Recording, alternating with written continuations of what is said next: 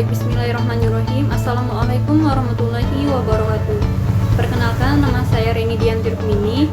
NIM saya 1814080076.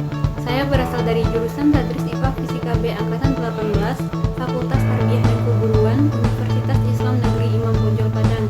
Nah, di video sebelumnya kita sudah membahas tentang biomekanika. Kita masuk ke subtopik yang kedua, yaitu tentang biolistrik dan magnet. Nah, yang pertama yaitu menjelaskan sistem saraf dan neuron pada tubuh manusia. Neuron adalah unit kerja sistem saraf pusat yang terdiri dari 12 nervus kranial, semua nervus spinal dan cabangnya. Fungsinya sebagai penghantar informasi berupa rangsangan atau impuls.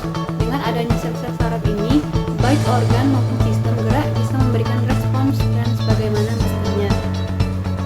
Selanjutnya yaitu tentang menjelaskan mekanisme kelistrikan pada sistem saraf dan neuron dalam menyampaikan rangsangan. Sistem saraf adalah sistem koordinasi yang bertugas mengendalikan seluruh aktivitas tubuh. Cara kerja sistem saraf adalah dengan menerima dan meneruskan rangsang ke pusat saraf, misalnya ke otak atau sumsum tulang belakang. Selanjutnya yaitu tentang menjelaskan pentingnya konsentrasi ion dalam tubuh manusia. Tubuh memerlukan asupan ion untuk menggantikan cairan ion yang hilang setelah beraktivitas.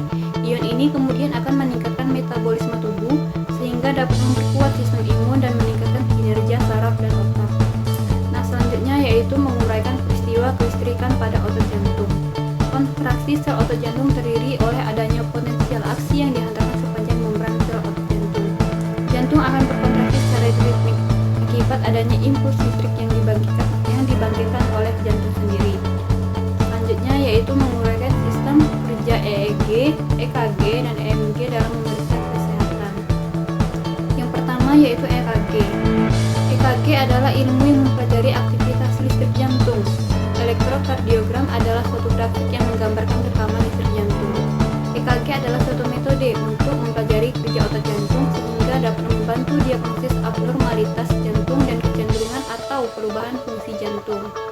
EKG ini adalah alat untuk melakukan elektrokardiografi, sedangkan elektrokardiogram adalah kertas yang mencatat grafik variasi potensial listrik yang disebabkan oleh eksitasi otot jantung yang terdeteksi pada permukaan tubuh. Nah, selanjutnya yaitu tentang EEG. EEG atau elektroencephalografi adalah suatu alat yang mempelajari gambar dari rekaman aktivitas listrik di otak, termasuk teknik perekaman EEG dan interpretasinya.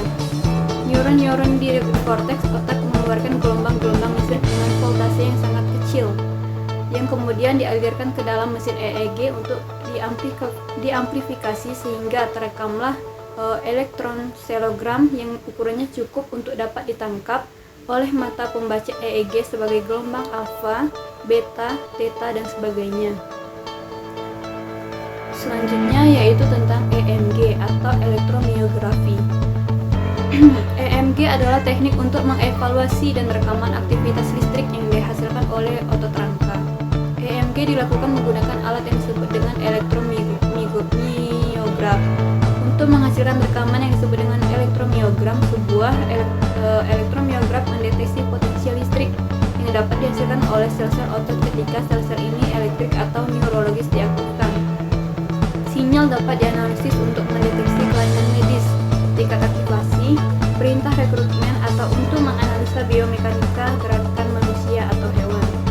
Selanjutnya kita masuk ke materi menjelaskan kelistrikan pada balut listrik.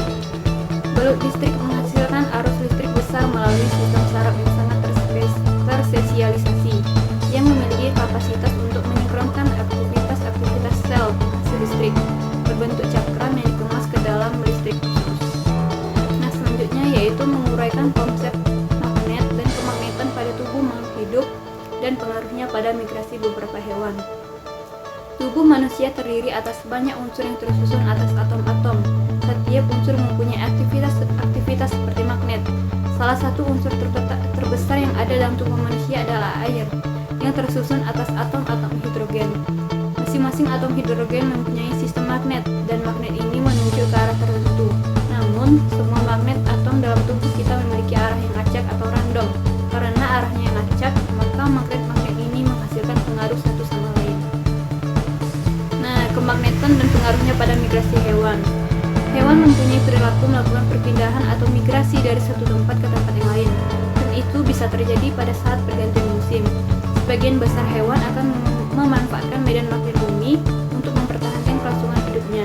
Medan magnet bumi adalah daerah di sekitar bumi yang masih dipengaruhi oleh gaya tarik bumi. Medan magnet akan mempengaruhi kehidupan makhluk bumi, salah satunya adalah hewan. Di dalam tubuh hewan terdapat magnet, maka hewan akan mampu mendeteksi medan magnet bumi. Selanjutnya kita akan membahas tentang contoh hewan yang bermigrasi. Contoh yang pertama, misalnya migrasi burung. Burung merupakan salah satu hewan yang melakukan migrasi. Saat bermigrasi, burung menggunakan partikel magnetik yang ada pada tubuhnya. Partikel magnetik digunakan burung untuk menciptakan peta atau navigasi dengan memanfaatkan medan magnet bumi. Migrasi ini dicontohkan pada burung merpati pos. Dulu, merpati sering dimanfaatkan untuk mengirim surat, dan sekarang merpati sudah dimanfaatkan medan magnet bumi sebagai petunjuk jalan. Selanjutnya yaitu misalnya migrasi salmon. Ikan salmon juga melakukan migrasi dengan memanfaatkan medan magnet bumi untuk mencari suatu tempat. Salmon memiliki kemampuan akan kembali lagi ke aliran sungai tawar tempat awal menetas dan tumbuh setelah berenang ribuan mil lautan. Contohnya yaitu ikan salmon yang menetap dan tinggal di sebuah sungai selama 3 tahun, kemudian akan bermigrasi ke laut. Nah, itu tadi penjelasan tentang subtopik yang kedua tentang geolistrik dan magnet.